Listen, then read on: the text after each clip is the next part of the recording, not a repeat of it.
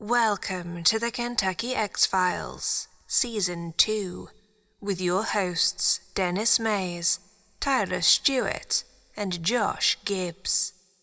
Don't forget to subscribe to us on YouTube, Spotify, or wherever you get your podcasts, so you never miss an episode. Now, on to our show.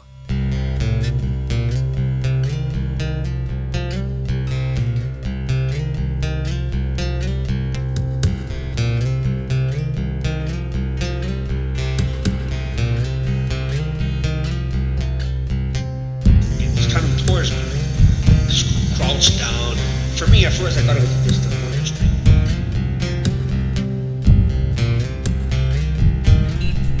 I thought it was a bear. You can tell the difference between like a small or spindly-legged creature and something with a larger foot. And it was big, whatever it was. It ran straight down at us and just stopped. It was pitch black. Couldn't see it.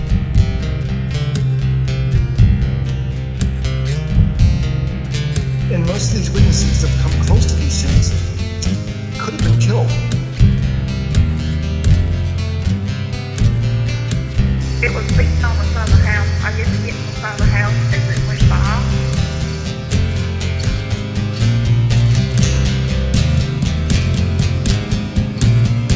Now, when it stood up, that's when I knew it was a gone man.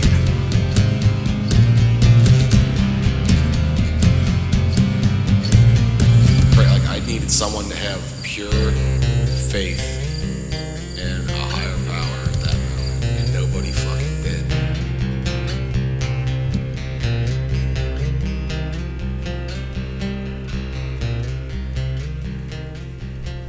Welcome back, guys, to the Kentucky X-Files. Ooh. Oh, nice. Hello. I had to beat him to the punch on this one. I really like that. That was good. So that's what that feels like. So that's what that feels like. Oh, boys. The show's getting out there. Yeah. We're starting to get more and more guests. People are coming forward. It's amazing. The inbox on the Facebook page is Blowing up. blowing up. The video views are blowing up. Yep. It's crazy. The likes are blowing up. Yep. We're doing it, everybody. Yep. We're doing it. Our subscriptions are going up. Yep. This little show is seemingly taking off. Yeah. All because of you guys out there. Yeah, and you guys have no idea how baffled we all were when that started to occur on last Monday's episode. We were, Monday everything looked normal. Yeah, everything was pretty, It was a normal run, 38, 48 views, something like that. Yeah. A bunch of thumbs ups from those listeners, the typical people that always stop by and say hi. On the streaming side, it's always like way, way ahead. Yeah. It's always way above the YouTube side, So it's always like, hey, collectively, it's nice because I kind of lump them all in together. Yeah. You know what I mean? Like everybody's listening on how they can or whatever. And again, welcome back to Spotify people. Oh yeah, we're definitely glad to see you guys again. But yeah, I wish they could realize the amount of panic and what the hell is going on that was happening. Yeah, the episode just goes apeshit. Was it Tuesday that it started? Oh my god! Yeah. I happened to just fall back and I was like, I'm going to go check and see how the episode's doing. I felt so stupid. And it was almost 1,000 views. And I was like, what the hell is going on? Yeah. It's been up less than 24 hours and we hit 1,000. Yeah, right. And I'm sitting there looking at it, and then you guys, like, I was at work, and you guys were talking about it, and I'm like, I can't do anything because I'm at work, so I'm freaking out because I'm like, oh my god, somebody's done something. What's going on? Yeah. And then I was at a loss. I'm like, I don't know where this is coming from. And then I remembered. I can't say that it dawned on me. I remembered my wife has been working on a TikTok for our show, and I'm like, oh, take a look at that. I haven't even seen what she's been working on. She just takes like clips that she likes from the show and she sticks them on there. And I look, and this video that she did. She took one of our YouTube shorts and she turned it into a TikTok, and it's like 10,000 views or something crazy. Yeah. And it shot up to like 15,000. And I'm like, what the hell? And I'm seeing it. Like, all these followers are showing up, and they're liking the TikTok, and they're all this. And I'm like, this happened at the same time. So I'm like, oh. Yeah. So that's where it all came from. So, yeah, hey, you know what? TikTok people, I'm glad to see you guys around. Glad you're coming over. Welcome to Awesome. the campfire. Absolutely. Did that make you happy, Tyler? It was the perfect timing. I see him smile. I got the blue light kicking in the garage. I seen him. He did. He smiled. He did. He's beaming a little. He is beaming a little. Yeah. He's so excited. I love it. I like it too. I like seeing that. Yeah. It makes me feel happy to see Tyler beaming a little bit over there. Look at him. Yeah. Look at him. Just look at him. Anyway, so with all this stuff coming up, we got a guest to talk to for a little bit. He apparently has had a lot of different experiences, and I know it seems like some paranormal, some alien stuff. I didn't really want to go too far into it because I wanted him to kind of just tell it. Yeah. You know. So if you guys are ready, I mean, let's give him a call. You guys want to hear what Micheal has to say? Yeah. All right. You guys might recognize this guest. He comments on the videos every now and again. Here we go.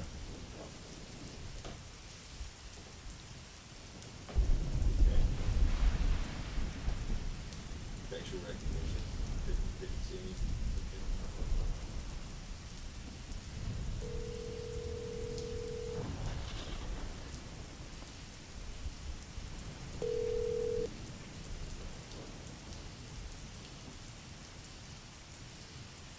Hello.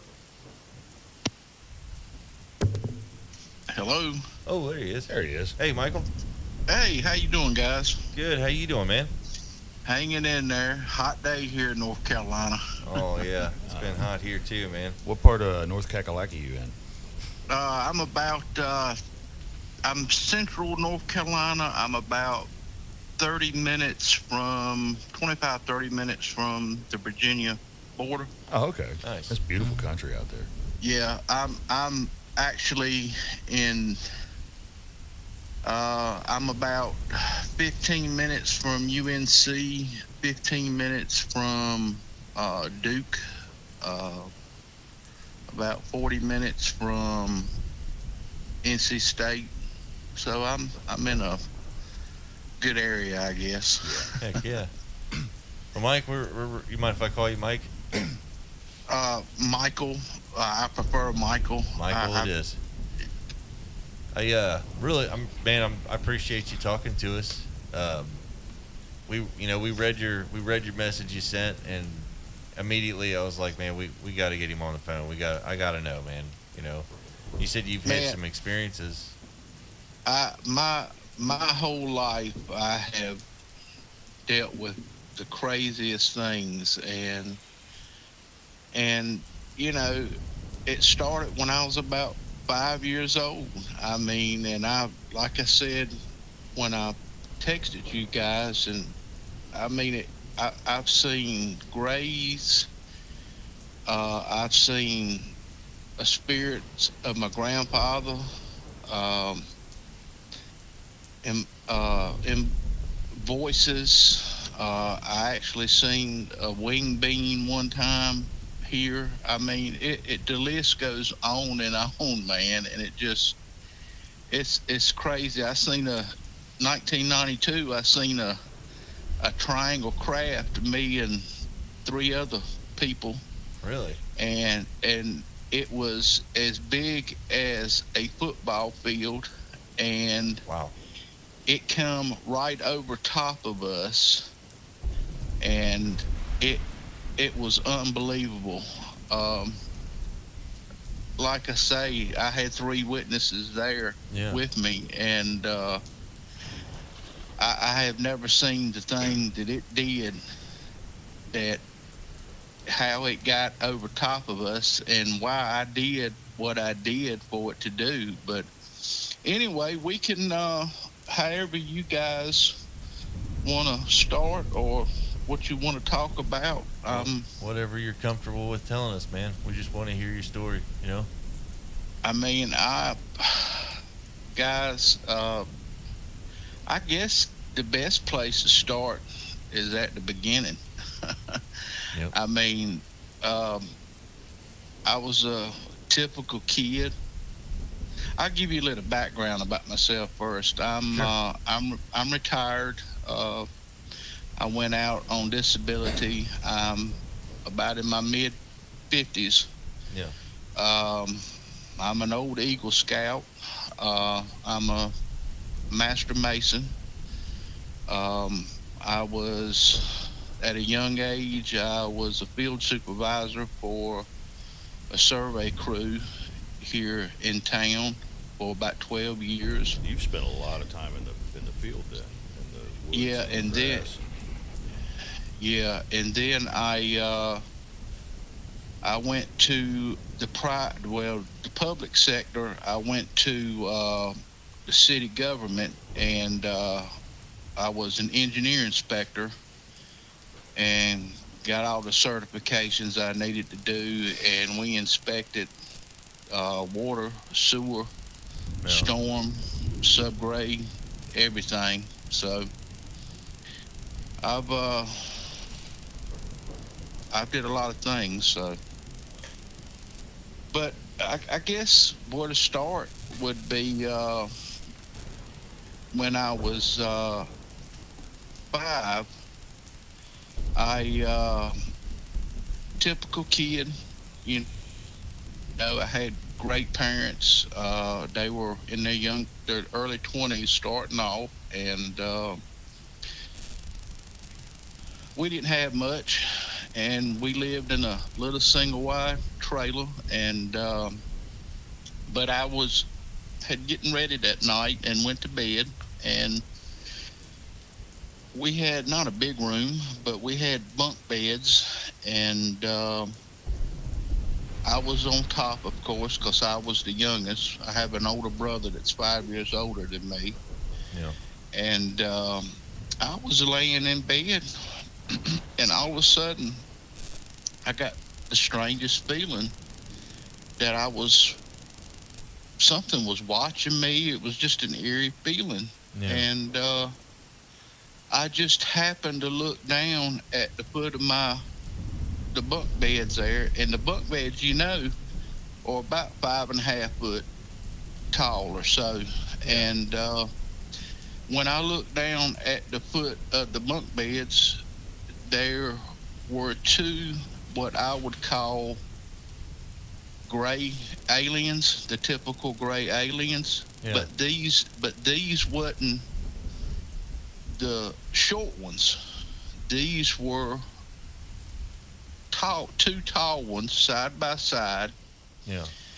And I'd say they were about just over 6 foot tall. I seen them from their neck up. And as a little kid, I got scared. And you think if you get up under the covers that's going to protect you, Yeah. and all of a sudden I had this strange thought in my head that it said, "Don't worry, everything will be all right. Stay calm." And then I started feeling this. I don't know how to explain it, Denny. It was a feeling in my midsection, Yeah. like I was swirling. It was funny. And the next thing I remember is I woke up the next morning, and thinking that it was a nightmare or a bad dream, Right. Yeah. or something like that. But these, in a later date in my life, how I found out this really happened was when I was about 12 years old, somewhere around in there. Me and a bunch of guys in the area, we used to get up on the weekends and we would play football. about an old church that was near us, and I was playing football, and I broke my arm, my right arm. And when I went to the doctor's office, they x-rayed my arm, and in my arm was a foreign body. It was some kind of, it looked like a BB or something about the size of a BB, Yeah. but it showed up on the x-ray. And about, I don't know, 4 or 5 years ago, I got to thinking, I wonder if that thing was still in my arm. So I got my physician, which I had a really good doctor at the time, a female doctor. Yeah. And I asked her if I could get an x-ray of my arm. And when we x-rayed it, it was still there. So I don't know if people call it tagging you, marking you, or Yeah. something like that. But that was that episode with that growing up about 5 years old. But it After was all that time, it's still there, huh? Yeah, and the funny thing about my memory is I can remember when I was a year old, the house we used to live in, my parents, what it looked like, where we used to keep my toys, what the whole house looked like. And that's very unusual for someone to have a memory like that. So, Yeah, it is. but any questions that you might have for me about that? I do. Danny? I do have a couple. If you don't mind, when you're a kid, you wake up, you feel that feeling like you're being watched, and you look down and you see that. What goes through your head? What's the first thing you think? At first, I thought, to believe it or not, I thought it was a joke at first. I thought someone was playing a joke with me. Yeah. And the more I got to looking at it, the way their eyes were blinking, I thought there's two people had put on a mask. Okay. Either my parents or friends or somebody had come over.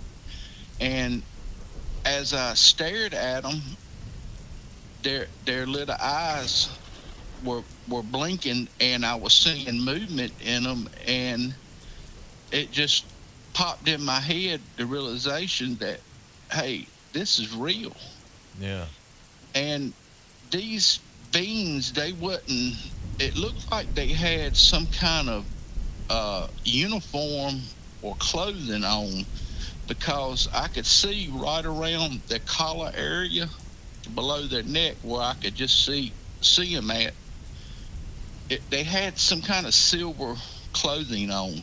So, I mean, I got scared after I realized that they were real. Yeah. Like I said, I got scared, and I just threw the covers over my head. I don't blame you. Yeah, I was growing up. I was always, I grew up. I read and I watched a lot of the shows about alien encounters and abductees and such. And I can honestly say that the image of the gray alien was always a terrifying prospect to me. The large eyes, that seem like they're just blackness, just staring at you, like almost emotionless or whatnot. So I can totally understand the reaction. Well, I growing up as a kid in my household, and look, I had a great childhood growing up, but in my household, I didn't have a chance. My parents, whatever they wanted to watch on TV, I didn't get a chance. We only had 3 channels growing up as a kid. Right. We didn't have much. And, I think the first scary thing I ever saw on TV was, everybody says this from all these interviews I always hear, but In Search Of. That's all that was on when I was a little kid. Was that, and you got to hear tales about certain things, but yeah, it was at the time when it was scary at the time, but like I said, I thought it at first. Yeah. I was dreaming, and I could see that. Yeah, I mean, it'd be a really surreal moment, Do you remember falling back asleep after that happened? All I remember is when I had this put in my mind that everything's going to be all right and be calm. All I remember is that feeling. Like I said, it was in my midsection, and after that, I don't remember what happened after that until I woke up the next morning. So, like, after that was like you know, like, kind of like that was like said in some ways, like you, like, that fear kind of faded away, and you kind of, in a way, sense you kind of drifted back to sleep. It did, and when I woke up the next morning, a 5-year-old kid, the first thing I thought was, well, maybe it was a nightmare. Yeah. And a typical 5-year-old kid, well, I'm going to go outside and go play, and I put it in the back of my mind for years and years and years until I broke my arm. And when I broke my arm and they found this, whatever this is that's in my arm, it kind of it was like a light bulb went off in my head. I could totally see that like the connection right then and there. That must have been like a shock to kind of realize it again. It was. It really was. And you realize that it was real. It did happen. They were there. And what happened? Because, the scary thing is not knowing what happened when I went to sleep, or whatever happened to me, and waking up the next morning. So That's the scary thing. What did they do to me, if they did anything to me? Yeah. Something happened, because I've got something in my arm that ain't supposed to be there. Yeah. And So have you seen these beings again later in life, or that have to deal with that subject? Yes. Okay. I was in my early 20s. Far as I know, this is the next episode in my life. Yeah. With other things happening, but with this happening, I was in my early 20s. I was a young field supervisor. I had a company vehicle. I don't know if you guys are old enough to remember the old Isuzu Troopers when they were out. Oh yeah. And we used to call them stump jumpers. Our little thing was a stump jumper. Yeah. And as a surveyor, we went back in the woods and places that people hadn't seen for hundreds of years. And well, I had a good boss. I could take it anywhere I wanted it. Got free gas, got everything at the time. And I drove my car up to my friend's house, out in the country. It was a rural area. It was at the time I was living in my own place, and I was about 25 miles away. Yeah. And so we went over there, and I met with my friends, and we were together playing spades. That's what we were doing. It was either a Saturday or Friday night, and things were winding down, and I was leaving their house, and when I parked my Isuzu, the trooper that had the driveway come up at a slope, and I parked it on the slope.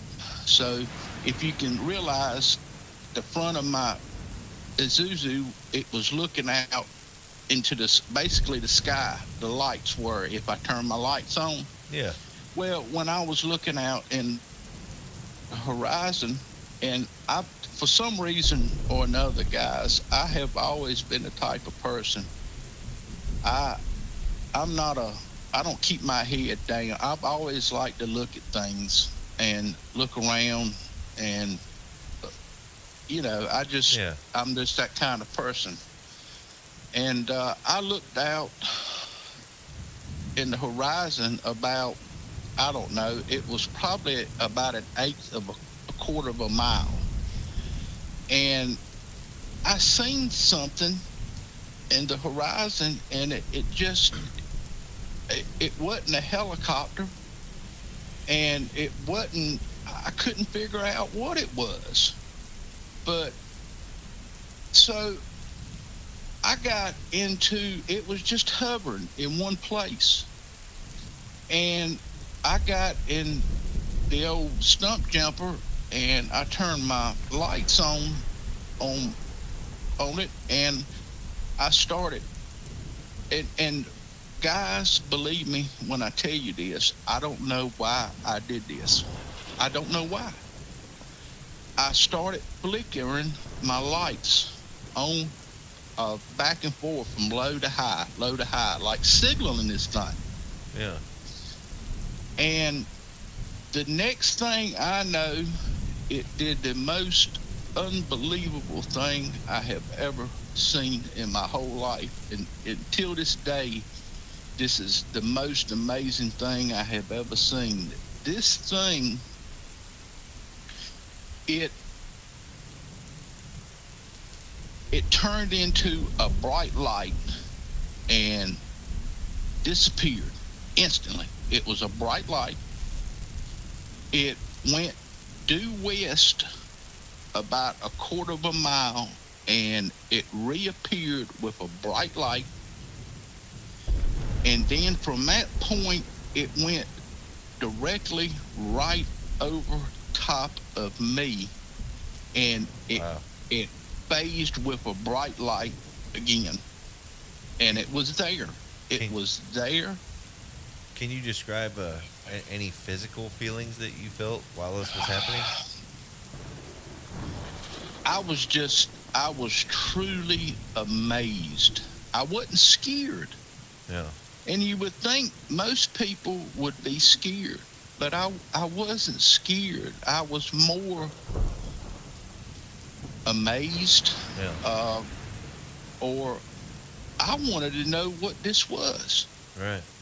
And I think that was what was going through my mind. And it was right over top of me.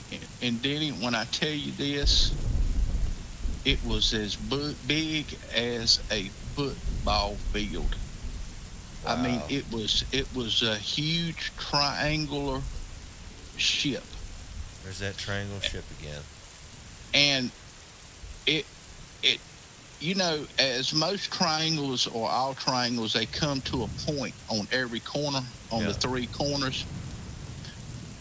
This, on the corners, it was rounded. It wasn't a triangle, it was rounded on the three sides. Okay. But it was black. And when I tell you it was black, it was so black it was reflecting any light anywhere that from my truck, from their porch light that was on at the house, you could see it bouncing off the metal on this ship or craft or whatever it was. So the actual light was not affecting it. It wasn't illuminating it. It was just bouncing off of it. It was so black. It was like refracting the light back. Wow. It was so black, and the metal was. Yeah. And it had 3 lights, white lights. They were at each corner, and in the middle it had this big red, I don't know, it looked like some kind of dome thing in the middle of it. Yep. But it was much bigger than the other lights that were at the corners. You are not the first person on this podcast to have told us the exact same thing. Description, yeah. Yeah. I think the red light in the middle. I think that's the singularity. Yeah. I think it is. Yeah. I really do. I feel like that's where it creates The gravitational I think controls. So. I think that's, you know what I mean. We're hearing the same description over and over again. I mean, his description of this ship is identical to Dave's. Yeah. People are seeing this thing. Yeah. Yeah. You know. I'm sorry, Michael. Please continue. We get to hey, rambling. man. Hey, I understand you guys are good friends, and I've got one good friend I can call a good friend I've had for over 45 years, and since I was a kid. But this craft, guys, it made no sound at all, and it was at treetop level. Yep. And how were did the trees react to it? It was when it first popped in. Yeah. I'm going to say there was some movement in the tops of the trees. Okay. But as it sat there, I don't think there was no air blowing, nothing was blowing, but I think it was giving out, if I can remember right, maybe just a little bit of a resonating, like a hum or something like that. It's a vibration, Yeah, a vibration, right. So can I ask you another question? Sure. You were in your Isuzu Trooper, correct? Was your radio on? I did not have my radio on at the time. I was just curious if it was affecting the radio stations, because that was a previous guest had mentioned that's actually how he knew something was going on, is because the radio quit working.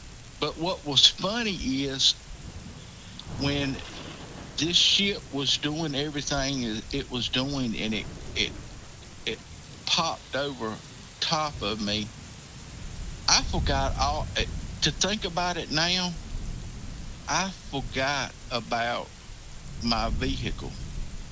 I don't know if I kept it running, if the lights were. I can't even remember if the lights were still on when I turned them on to flash them at this thing. Yeah.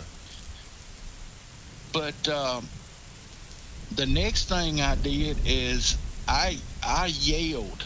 I yelled real loud to my friends at the time that were in the house. Yeah. And I can name them off right now. Chris, Kevin. Kevin was one of my co-workers. He worked with me. Yeah. And Kevin's girlfriend, which was Tracy at the time. And I went to school with Chris. And I yelled for them, and they come out, and Kevin and Chris stood there for about, I don't know, 15, 20 seconds. And they said, hell no. and they went back in the house, Yeah. and the girl Tracy, she went hysterical, man. She started just flipping out Yeah. and Imagine.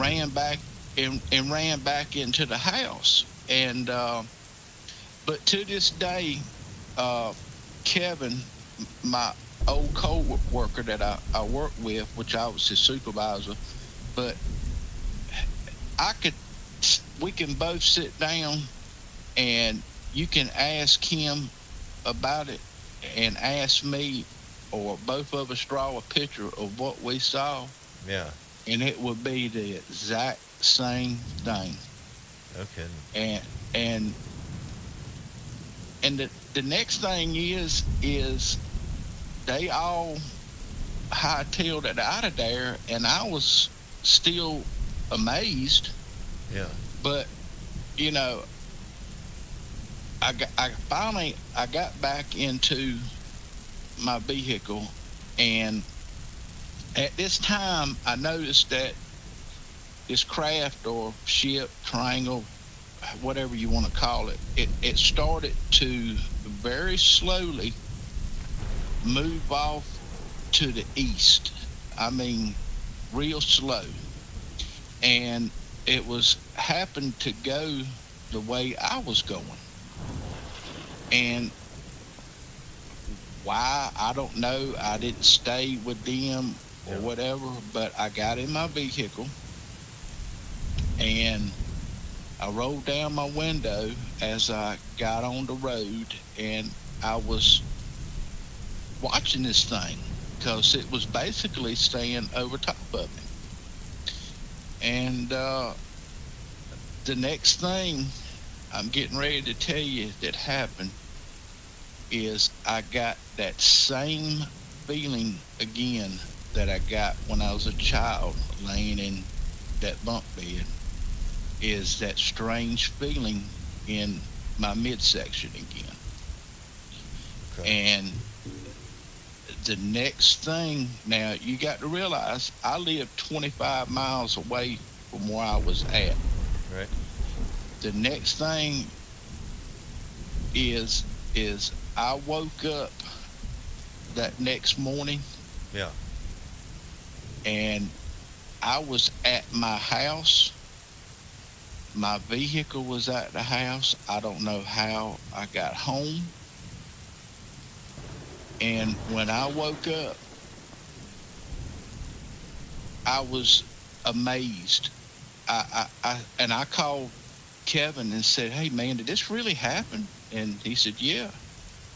And I told him everything that happened to me, and it was just. So. And to this day, I'm still amazed about what happened and what I saw. So I mean, you were driving along and you're looking out. You're looking out your window and you're watching this thing. I had my head out halfway out the window. Just I was looking at it. It was right above me. And then all of a sudden, time loss. You're waking up. Where were you at when you woke up? Were you in the truck or in your bed? I was in my bed. Wow. I was in my house in my bed. See, that's what my theory is that the ship itself is using some an engine that manipulates gravity. And if you manipulate gravity, you know, on such a scale that it affects a life form around you, it would almost be as if no time has passed.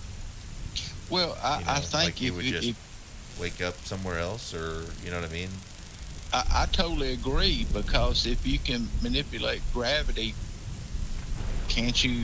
doesn't that have to do with time itself? Absolutely. Yep. Time is 100% relative to gravity. It's absolute dependent on it. So if you can interrupt gravity or create an event, you know, to me, I think it's almost a byproduct of their engine. Yeah. Because it could keep you paralyzed. And Yeah, we discussed that on the Yeah. last time we talked about this. and for all we know, that these beings they might be able to handle a gravitational anomaly where we can't. We don't even know wherever they're from. They could have, they could be from a bigger planet, or have some kind of natural satellite that affects their gravity in such a way that they're able to withstand anomalies. Time might not move the same for them. Right. We base everything on as we know it here on Earth. We have Well- no idea how it works for them. Yeah. And of all the years of things that I've seen on TV and now, you know what? Even with these Tic Tacs and stuff, they look like they have some kind of barrier around the ship that it's producing some kind of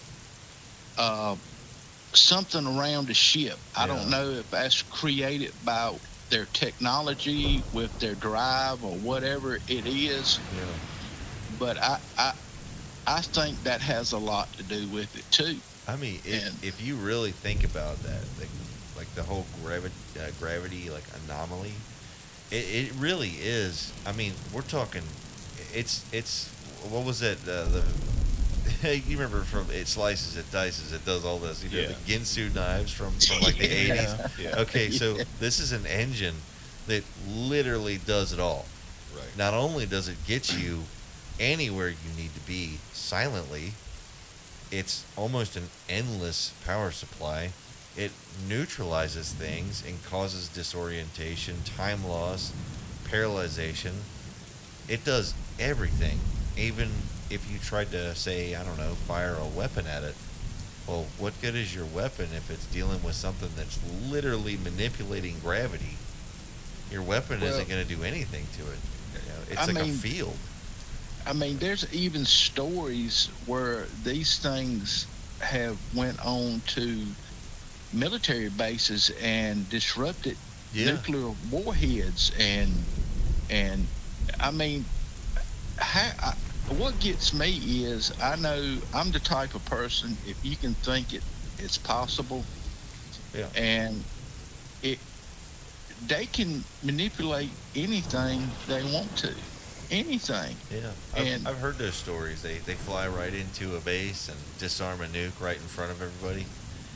I mean, that's like the ultimate. It's an ultimate flex move. It's literally saying, like, look, you don't need this because it's not going to do you any good anyway.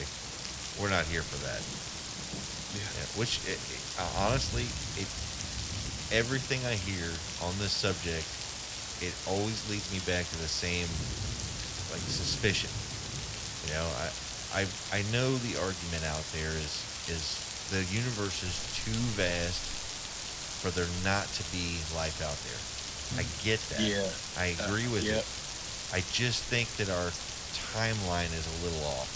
I think that theory is right, but I think we might be on the tail end of it. As if, these civilizations may have already come and gone way before we ever sprang to be. And these UFOs, these visitors, they're literally treating us the same way conservationists here on Earth, scientists treat animals that they're interested in, that they want to preserve. Yep. I'm not fully convinced that it's some evil plot. I think it's more of a, like I said, they're like a park ranger or a scientist, and even that doesn't give me a great feeling as far as a conclusion, because it means that life might have been really common a while back, but it might not be so common now, and they're flying around trying to preserve what's left. Yeah, especially our ignorance on how we are doing things now. I mean, it's just we're not the sharpest knife in the drawer, that's for sure. I mean, we definitely have our share of stupid shit that we've pulled on each other, especially, and ourselves. And I'm sure they're seeing that, and they're probably like, well, maybe we should just, get in there and have a look for ourselves, So since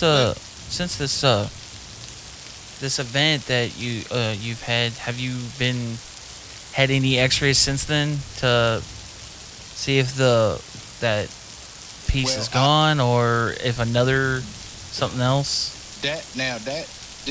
Is this Josh I'm talking to? This is Tyler. Tyler. Yeah. I'm sorry. Yeah.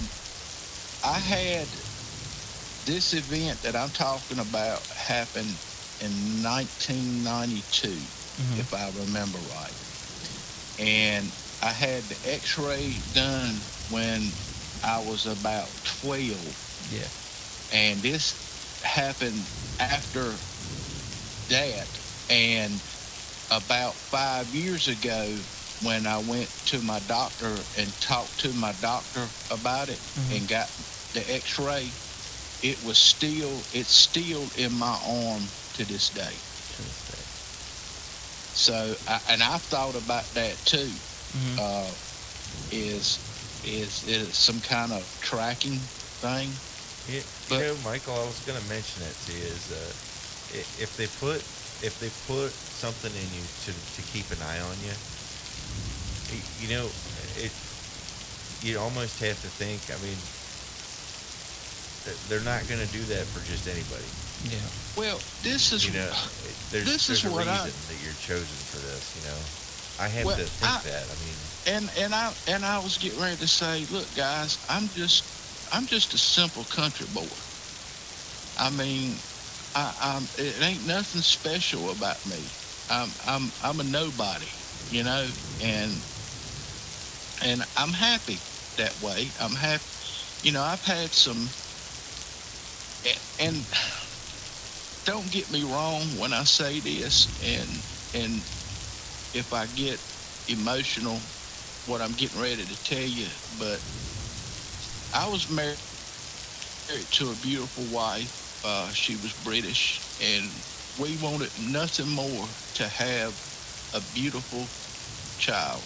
Yeah. And we had a child.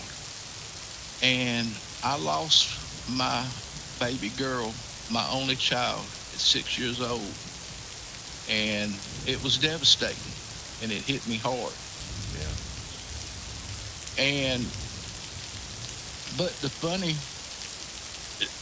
that I think about a lot of the times is my daughter had a rare disease.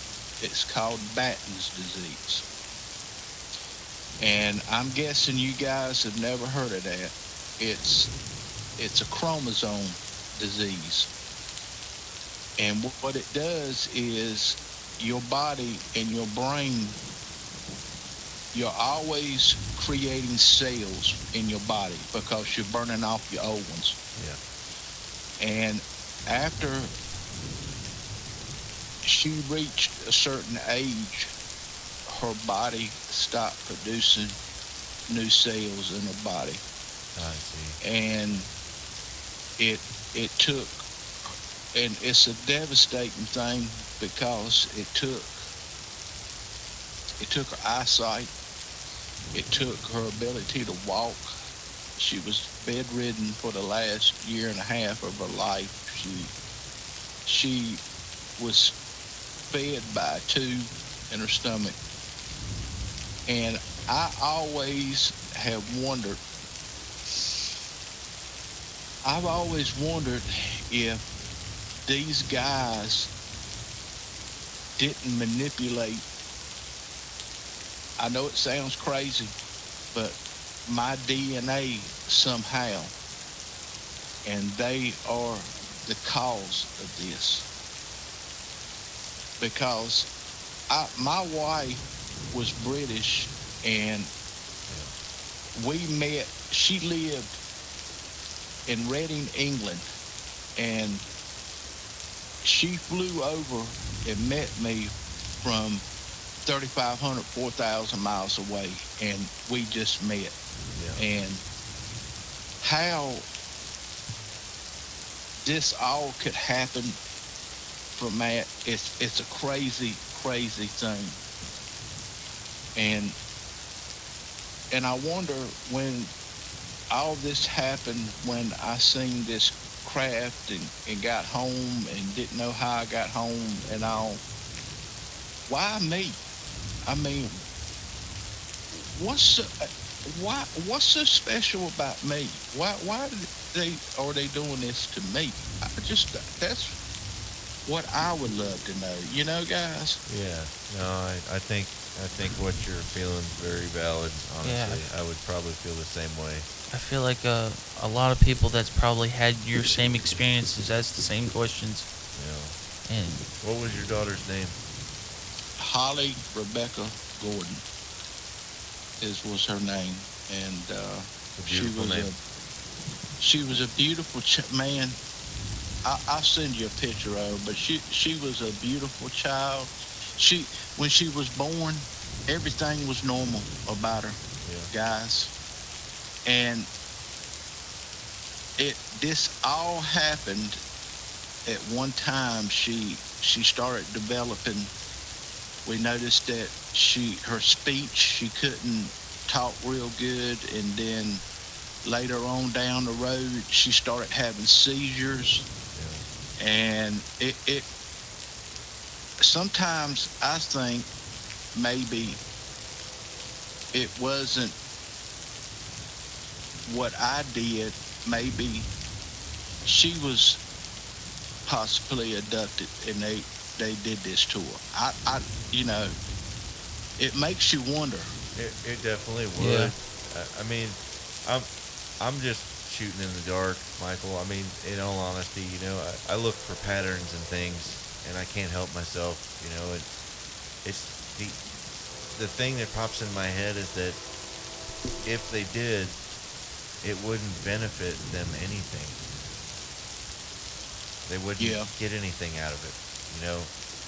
If they took a sample from you or took a sample from her, I can only imagine it would have been to try to understand it, to learn from it. I don't know. Like I said, I'm literally spitballing here. I'm just going off of the patterns of all of these encounters and all of these behaviors, and I can't really get behind the idea that they chose you to do something terrible to. It makes me think that they chose you because they possibly saw something was going to happen and wanted to see and understand it. Well, I got a gut feeling that there's different types of these beings, because we see so many different. There's so many different crafts out there that these people see. With orbs, and some that look like plates, some that look like cigars. I mean, but it's. And the thing about it is growing up, and when you mention this to somebody, they laugh at you or make fun of you, or and the only person I ever had that had my back was my mother. And she's the only person I could ever come to have a heart talk about these things. And my mom always believed me, and she's a special person. She when she was younger, when my dad and her were before they got married, they're old school. They got married, both of them at 18. Oh yeah. And but they used to go to an old cemetery, and they go out and make out and stuff like that. But they used. My mom said that they used to watch these orbs come up from the cemetery, and they just slowly fly around and stuff. And I think my mom, she's she's dealt with these things too, so she's always understood me. But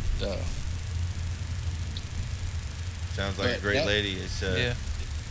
yeah, and I lost my father at a young age. I lost my father at 53. He was a great man too. He was a master mechanic, and he worked at the same company for 33 years until the day they told him, "You no longer have a job." yeah, And he finally found another job working at a being a mechanic, master mechanic, and he worked there 9 months. He found out he had cancer. In 2 years, he was gone. yeah. My So my dad's I also a master mechanic, and I understand. You know, my dad went through cancer recently as well, and it's really rough.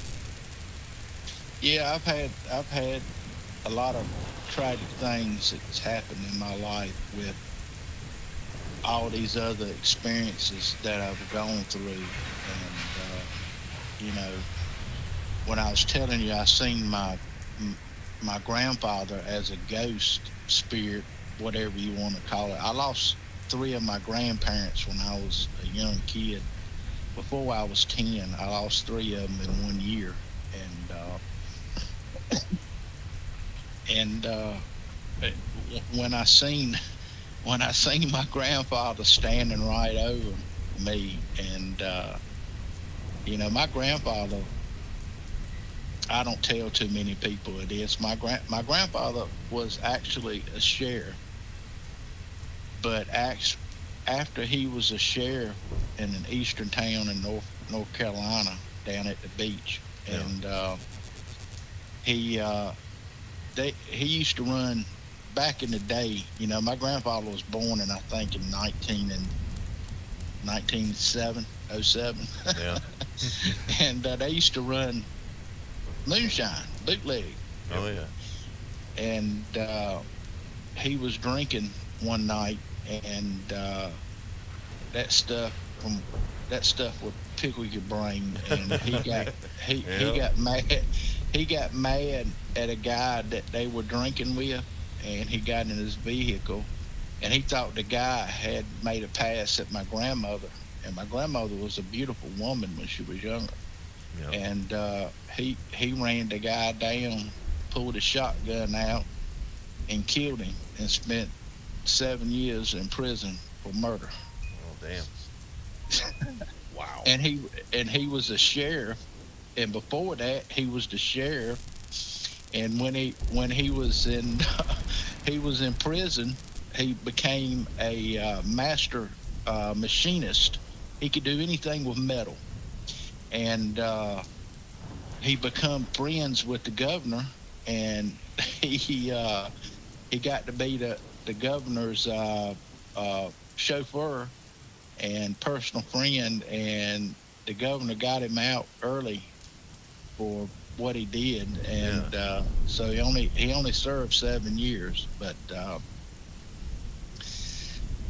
my grandfather was a hoot, and when I was a young kid, he would always spend more time with my brother, because my brother, like I said, my brother was 5 years older than me, Yeah. and my grandfather would go up to an old gin juke up the road, and he'd go there every day. And my brother, being 7 or 8 years old, I don't know if you ever remember. And if I'm just gabbing on, man, just tell me, No, hey, you're man, good. You're good, man. my you ever remember the little square vehicles from overseas that were called Renaults? Oh yeah. Renault vehicles. Hey, yep. Yep.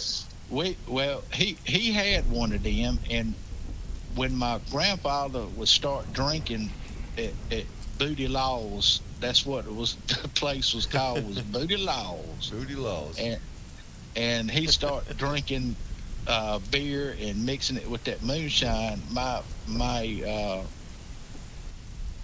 older brother would get in that old Renault, and he'd drive my grandfather home, which it wasn't about 3, 4, 5 miles home. Yeah. But me and my grandfather, I guess I was always jealous because he spent time with my brother more so than he did with me, and we used to pick at each other a lot. I used to do things to get his attention, and it kind of, he'd run around and chase me a little bit and things like that. So I think when he came back and seen me, it scared the living crap out of me, It's when a I shock, seen isn't him. it? And it was I was just coming out of the bathroom, and I opened the door, and there he was standing right in front of me. I could see through him, but I could see him. Yeah. And he had the clothes on that he used to wear and everything. And when I looked up at him, he was smiling at me. And I think that was his way of saying, hey, look, I love you, and I remember you, because I just lost him a year earlier when he come back. But I got scared shitless and ran back into the bathroom and locked the door and started yelling for my mother, and my mother come in there. But I've had a little experience with something similar to that, so I definitely can relate. It changes you. I think a lot of people have had experiences like this. I have kept this under wraps. All these things that have happened to me, and it's endless. And I keep these things close to me, and really the only person that really knows is my best friend. He knows a few things, and my mom. But you tell these things people, and they look at you like you're crazy, man. Yeah. And but I think everybody, more people than we know, goes through these experiences, but Absolutely. they keep it to themselves. And I have just noticed that more and more people are starting to come out and tell these events and things that are happening to them. This world's a crazy place, man. That's what we gotta do. We gotta be able to come to the campfire. Yeah, tell these stories. And sit down and be able to tell each other. We can't keep these barriers up anymore. It doesn't work. We're seeing it out there. It doesn't work. But we understand why people put it, they just shove it under the rug, because they don't want to hear they're worried that they're going to learn about something that's terrified them. Yeah.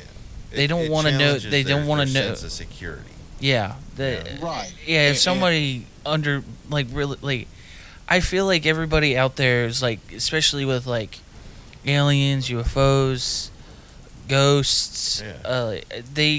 They believe in it, but then they don't want to really say that they do, because it will just terrify them. They're like, okay, now I thought I knew most of everything, but now I don't. That's exactly it. Yep. I never, when I meet someone and talk to them, I never think to myself, hey, I should just introduce hi, I'm Denny. I've spoken with the restless dead, and it changed me forever.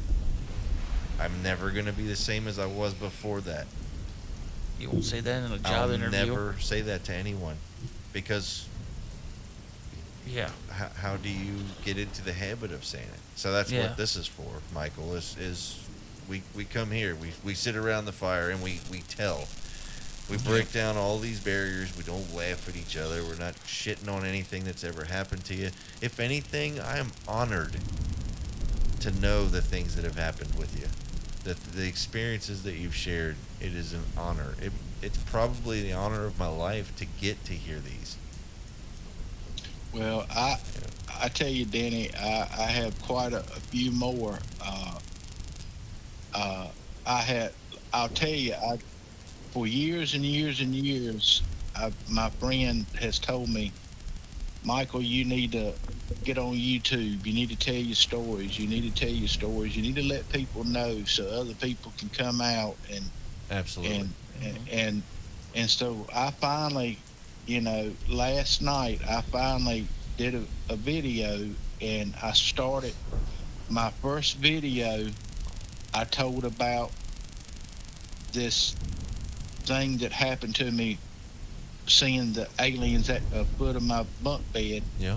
And I did like a 15 or 20-minute video explaining what happened to me and all, and saying that there's, I'm going to do more videos. And but it'd be great if you could send us Yeah, I was your about to channel info so we could, the channel, and don't laugh at me, but I called my channel A Supernatural and Paranormal Life. That's what I called my channel. Sounds great to me. You hear that, listeners out there? Go check him out. Check him out, yeah. I mean, we're the Kentucky. He was about to say X-Files, it sounds better than our name. Yeah. I am truly amazed at you guys, because from what I understand, and I do a lot of surfing, the paranormal, supernatural, Bigfoot, Sasquatch, all that stuff, dog men, everything. I've got a personal good friend of mine, and a lot of people don't want to talk about him anymore because he's not as much in it as he used to be. But and he's a personal close friend of mine. Yeah. Do you know who this is? No, not familiar. No. The P. He used to. A lot of these people like Kerry Arnold and Tex and all these people, they refuse to hardly even mention his name or talk about him, and they were close personal acquaintances with him. Yeah. Because he was the man that brought Brown Springs back to life, to let everybody know what was going on out there. Yeah. Well, Brown Springs, I'm telling you, is one of the most paranormal, supernatural place that you can go. Yeah. And it is way out there. I mean, and between that and all the murders, and it used to be a dumping ground for the mafia down there and everything. And yeah. But the reason I was getting into that long spiel, and I'm sorry, sometimes I go on a rant, and I'm sorry that I do that. Us three can never get on anybody for that, because if you listen to the show, you know that we do the same thing. That's the funny thing is we go on these rants. That's the reason why we started the podcast and put microphones in front of our face, because we just keep talking. It is the show. I love listening to you guys, and after about an hour's over with, I said, dang, man, why can't they keep on going on? I love listening to you guys talk, man. We appreciate that. Yeah. And you sound like some real intelligent guys. Someone that... Well, I don't know about all that, but... Well, it's the microphones. They make it sound smarter. Right. Yeah. But you're someone, you guys that I would hang out with. Well, hell yeah. I don't do drugs. I don't drink. I'm never drunk. I never do none of that stuff. And I'm just a laid back guy. You know what I'm saying? And, I wish I could sit here and tell you that there's not a pile of empty bottles in front of me, but hey, that don't you know how it is. I mean, we're sitting around, we talk about some weird stuff, weekend. and it's the weekend. Man, that's right, and that's the way good friends ought to be. And and if you don't have good friends today, this day and age, man, because there's so much shit going on, man, you need to talk to somebody. Absolutely. Kind of vent, man. Absolutely. Yeah, you're right. I think that's like what we do. It's like therapy. You know, It is. We get together and we talk about cosmic questions. You know. I mean, a 1 hour episode usually involves us being out here for 6 hours. Yeah. Yeah. Yeah. I'm like you guys. I can get on a subject and I can just keep talking about it and talk. And I love to listen to other people's theories too, because in perspective, it you can do a lot of critical thinking when you just don't have your opinion or your theories on things that you hear other people. Yeah, I've always said that you might have one puzzle piece to something else. Once you hear something else, you're like, oh, that actually makes what I was thinking of better. And then you hear something else, and it keeps falling into place. So it's always like you have your theory, and then you hear somebody else's theory. It can actually start building on to an actual, like a bigger theory, I guess you would say. I mean, and that's what, I feel like that's what we say about on this podcast is like we don't want people to take what we say and just run with it and let that be their opinion. We encourage everybody to just go through the whole maze, because there's so much out there that we might not touch base on that you can stumble across, and it help you on your journey. You're exactly right, and especially this day and time, there is so much going on that it's people are starting to wake up and realize that, hey, something's going on. Yeah. I don't know what it is, but something's going on. Everybody has that gut feeling, when they look around every day and they get caught up in their own routine, and then in the middle of it they wonder, something's off here, something feels weird, what am I not seeing? Yep, I've had that for the last couple years. I feel like something's coming, and I don't know what it is. I can't explain to you the kind of feeling that I have, but it's something's building up, and we better be ready, and we better be together as people, or it's going to be bad. I really do believe that. Yeah, I think that's a very wise. Yeah. Yeah, I think it's probably the wisest thing I've heard. I mean, honestly, we need to come together as a people, as a species, and go forward from here. We don't always agree. We don't all. Hey, you know what? Yeah. Everybody's different. We don't always agree on things. We don't always see eye to eye, but here we are, nonetheless. Yeah. I mean, just because I believe a certain way doesn't mean it's right, but I'm not going to get mad at you because you believe a certain way, and that's where this country and as a people we have gone wrong, man. Yep. Used to, when I grew up, growing up in the 70s and the 80s and the 90s, used to people, I could strike up a conversation with an average Joe somewhere, and start talking with them, and they would talk to you. Yeah. But now when you go out somewhere, man, it's like everybody's got their head down or a head to a phone, and nobody wants to talk anymore and communicate. And that's the big problem that we have. There's no more communication, man.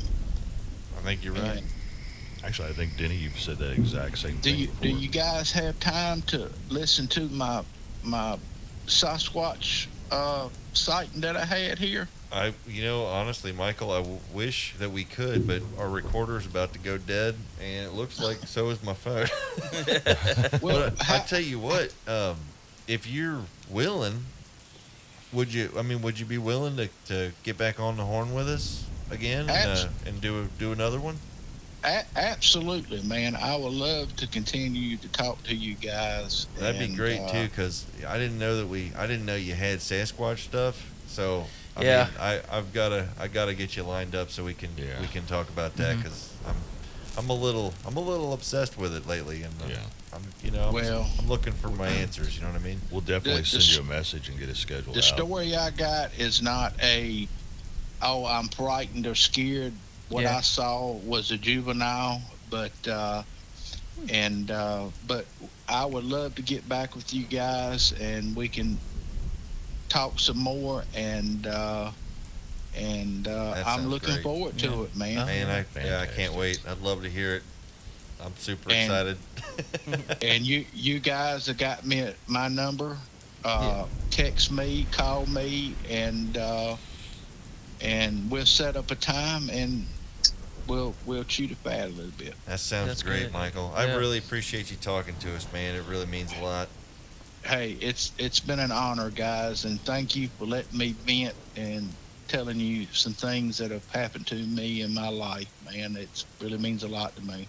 Hey, you know what? You said that you had a really good friend for all those years. You wanna yell a hi to him on the show? Yeah, his name is Myron Salmon, and we've been best friends since we were about 5 years old. And like I Awesome. say, I'm in my mid-50s now, and he's a great guy. He's a good family man, grandfather. He loves to hunt, fish, and he's just a good old guy, man. Sounds like a gunslinger to me. Yeah. Well, before Well, guys, before we go, what was the name of your channel again? So we let the it's called A Supernatural Paranormal Life. There we okay, go. yeah. There you go. And I just put up my first video last night, and I'm kind of nervous, so I apologize if I. Oh, Eh, You're gonna do great. yeah. you'll be fine, man. I've been honestly the whole time we've been talking to you. I've been hanging on every word, man. Mhm. It's Yeah. it's We've got a really great crowd that listens to us, and hopefully they'll go show you some love as well. Get you started. Well, I respect you guys because I've been listening to you for quite some time, and I love the people that you have on and on, and and the camaraderie that you guys have together is a brotherhood that I really respect, man, and I can't wait to talk to you guys again. well, I can't wait either, man. I really appreciate it, and thank you so much, man. Really. Yes, sir. truly. Yes, sir, Denny. Yeah. Yes, sir. And I'm looking forward to your call, man. Hell yeah. Yeah. No. All right, buddy. You have a good night, man, and hopefully we Yes, get sir. to talk real soon. Yes, sir. Thank you, buddy. See you, bud. Later. All right. What a roller coaster that was. Yeah. That was pretty Emotions. awesome, man. Man, that was Yeah. somber at times, exciting. Yeah.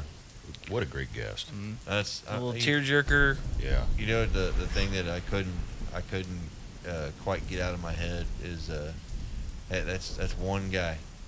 Yeah. That's one man. You Right. know, and he's a fan of our show. He's been with us for a while, and that's just one of our people right there. Mhm. Yeah. And I consider that's our people. Yeah. You know, Yeah. that's he jumped on with us. He supported the channel. We finally talked him into just talking to us, Mm-hmm. and I can't wait to talk to him again. You know. Yep. Yeah. It's awesome. It was great. It's a great guest. Yeah. Yeah, man. Uh, Well, boys, Wrap her up and let these people have their Monday back. Let's let them have their Monday. I tell you what. They don't know that it's late and I'm tired. We've been hard at it tonight, guys. We've Yeah. recorded two back to back. So Yeah, like, and it's crazy. Like we just had our first phone-in guest in a while.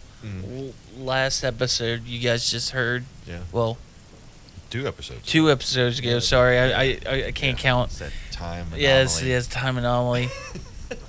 But now we're getting phone-in guests, and like, dude, the encounters, the stories are so crazy that Yeah. I'm so grateful that you guys are finally coming to the channel and asking to be on the show. Yeah. I feel like it helps a lot because I love hearing these stories. Talking to a guy I work with, he said, he told me, he's like, man, you really need to like reach out to some of these like famous, like Bigfoot hunters and ghost hunters and all this. I literally kind of looked at him and I was like, man, that's cool. And if any of them guys ever wanted to talk, cool. I'd love to pick their brain. I was like, but honest to God, the people I want to talk to are it's the neighbor. You know what I mean? It's the people that don't have a public voice. Yeah, I They want don't to have a talk place to them. talk yet. Yeah, I want to hear their stories. Like Michael's stories, man. I'm Yeah. blown away. Yeah. And the damn triangle ship. It's the third or fourth one we've had. Yep. Yeah. Eventually we're gonna have to start building a tracker for it. Right. Yep.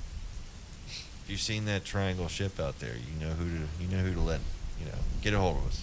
Hey, you know what? That'd perfect. If you're listening and don't even want to be on the show, or don't want to be known, nervous about it, it's fine. But if you've seen the triangle ship, why don't you throw us a GPS coordinate of where you saw it? Yep. Yeah, just a little pin on a map or something. Yeah. It doesn't have to be if it was over your house. You don't have to put your address, but at least Just tell in us the area vicinity. you're at. Yeah. Zoom out a little bit. Yeah, zoom out a little bit.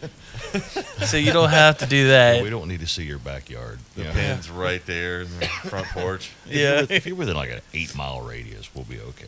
Yeah. We can keep it down to like a radius, and we can just go by area. Yeah. But yeah, if you want to talk, by all means. I mean, you hit think us up. every time we get an area, we stick a pin in it, right? Mhm. Like, okay, we got one here. We get one area with say like 10 pins. That's just a field trip. That's all that is. That's just hey, let's get on the road. I feel like that's the goal since we started. I've been dreaming of this when we start actually able to record the episodes and stuff. And I always wanted the map of United States right behind us so we can put pins in where we heard these encounters. Little brown pins for the big guy. Yeah. Little like Green. triangle. Triangle. Yeah. For the ship. Just a little green min pins. And, Green min a little pins. black triangle for the. Yeah. But yeah, like I feel like we always forget about doing this. Like, hey, leave likes, comments, stars, subscribes, emails. Hey, I'm gonna beg you, join our Patreon. Possibly you. Possibly you. Yeah, every bit of support will help us get on the road. Come on, guys, Come join. out and see ya. We're coming to your house. No, we're not. But join the campfire. We like breakfast. We love breakfast. I want you guys to hashtag this. You're gonna want to hit the store because this hashtag hash browns for KYX files. What is that thing? Like the tic-tac-toe symbol. Use the tic-tac-toe symbol. Yeah. The pound symbol? Yeah, the pound symbol. Yeah. That note. Well, okay. Yeah, Our older audience will understand. Like, oh, the pound sign. I made several. What do you mean the collect older calls. audience? I know what the pound sign is. You're old.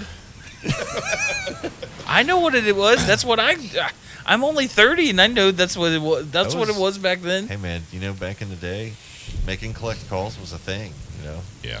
Isn't that weird? I think collect calls went extinct. Yeah. I really feel like they did. I think they did. Yeah. too. When's the last time you were like, oh, I gotta make a collect call? Oh my god. I can't even remember what a collect call is. Yeah, you would call, and would you give actually a call, pay, and they pay the collect fee for the call. Yeah. So if you went to a payphone, I think they without still any do that money- with prisons. Cause do they? I don't know. I haven't talked to anybody that was in a prison or a jail. Yeah. Hey, you got a collect call from Jerry at the Do you remember the county old jail. commercial? It was you have a collect call from Bob. We had a baby. It's a boy. Do you remember that? Yeah, I do. Yeah. Okay, I feel like we're right. going to go on a Yeah. See, he even called us out on this too about the whole talking for hours. Yep. All right. You know what? You guys out there, take care of each other. We're all each other has. Yep. Yep. Have a good day. Have a good week. See you guys.